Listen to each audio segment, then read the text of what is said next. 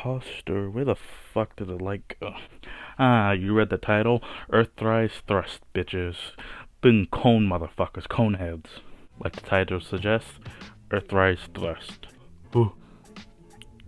Here is Earthrise Thrust box, normal Earthrise Transformer boxing, but really he comes with this Cybertronian villain thing, or villains thing. Weird. Also the Skywarp and Thundercrackle 2-pack came with that, so I don't know what the fuck that means. I honestly don't know what that means. Great artwork at him in his plane mode or jet mode. Back and side. So I originally wasn't gonna get this figure at all. I didn't really care for the cone heads.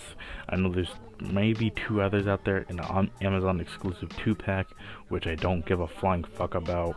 I really don't like how the Transformer War for Cybertron, I don't like where they're going with all this shit everywhere, like, oh, Walgreens exclusive, Target exclusives, fucking Walmart exclusives, Amazon only exclusives, fucking those Generation Selects. It's really like, one you gotta buy from a fucking drugstore, then 2 big box stores, then an online store, then their store, the Hasbro Plus store. It's a lot. I really don't like it. Just put them all out on toy shelves, or don't, you know. I don't like going to Walgreens, Target, Walmart, fucking, then looking on Amazon, then looking on their website. It kind of pisses me off. To bring it back to more of a lighter mood, Thrust kind of won me over by just pure design and colors. I really like how there's not a lot of paint. I really like how his colors speak. I didn't originally like the cone head thing. I just think it's stupid. But more and more, the more I got knowing G1, I really like his design. It's that old, Seeker. Oh man, I'm rusty. Seeker design to be updated a little bit and changed to basically sell more of that model of toy. But us fucking collectors will eat up anyways. Man, dude, nice D60. Basically the same sculpt as the Earthrise Seekers and Starstream. Besides this right here, they have a different kneecap thing. He has his own little things at the feet here, and also his rings are different. Usually the Seeker rings are like this, up high like that, but his are down low because he's fucking awesome. The null rays or null cannons, or whatever the fuck these are, his weapons are just in a solid, very, very nice plastic black. I do like his chest or his canopy. I do wish there were a little bit more colors around his crotch area. It just kind of gets a little bit bland here. And I do like how they just threw in that tiny bit of purple. I don't know his G1 design by heart, or I don't know it by heart, but I've seen it. Very nice all around, honestly. I think even with this, it still kind of fits Thrust. Oh, so nice, so very nice. I need to stop talking. Just like the Seekers, he comes with these cannon things on his arms, or normal rays. I forgot what these are called. I know Starscream has normal rays. I forgot what actually everyone else is fucking called. So here they are, exactly the same. All black around and hollow on under. As for paint, he doesn't get that much paint, which I really do like. On his face sculpt, you see there, he does have that silver, and I think he has yellow eyes. Like I said in my last review, I really do like when they change up the color eyeballs for the Decepticons. Just something a little bit different in there. But besides that, no paint at all at the arms, which I do like. I don't know why people freak out if the figures don't have any paint on them. I like no paint. It actually looks like a toy, and I don't have to worry about scratching it. He does have a more of a darker metallic paint at these little fans here, both on the back and side. As you can see, Very nice Decepticon logo. I think it's it looks more like the G1 logo. I do have some paint chipping right there on that little port hole, and also there's some paint on his and these air ducts, air something, air, they called air fucking something. I know they're supposed to intake the air intakes. There you go.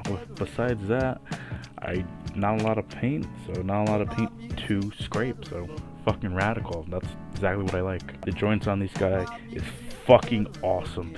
The last two, just like a run amok and runabout, he is solid. Nothing on him is loose. As go for articulation, I am not gonna go into this video because he shares the same body as Starscream, Skywarp, and Thundercrackle. If you want to know the articulation, go watch my Starscream review. You see the articulation. It's basic articulation. The arms can go up, you know, this far, that high. Basic articulation.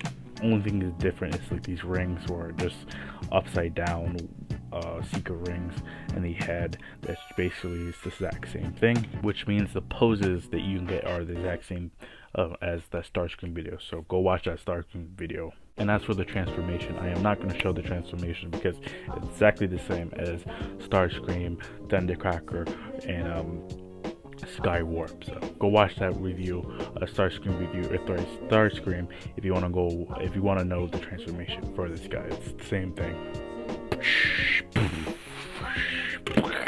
Here he is. Here is thrust in his jet mode and looking fucking snazzy. I do like how all these Earthrise jet modes just become really long with the nose cones and everything when they turn. It just gives them really good length and girth. But I do not like how these weapons are supposed to go here.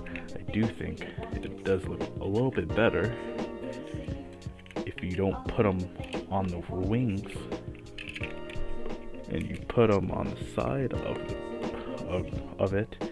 I think that looks a little bit better because it doesn't make really any sense. So why would the guns be attached to the, like, where he would be like floating and everything? So yeah, it wouldn't make sense. It would be on the propeller basically. So I like putting the guns there. I think it gives it a little bit more flair, and it does make him even more different from Starscream, Skywarp, and Thundercracker, who is all the same. The wings do come off fucking sexy, and it just looks like, whew, it really looks like something that would just go a million miles an hour. The colors do kind of clash a little bit. I do wish there was a little bit more of red, because it's just a lot of black, and just everything's in like shapes. Red square, like rectangle, red rectangle, long red. I do wish there was a little bit more diversity, but I do think this is G1 accurate, but that's just my thing. I do like how the cockpit looks in this mode. It does just shine. I really love this mode. And like all vehicle modes, that's as much I have to say about it.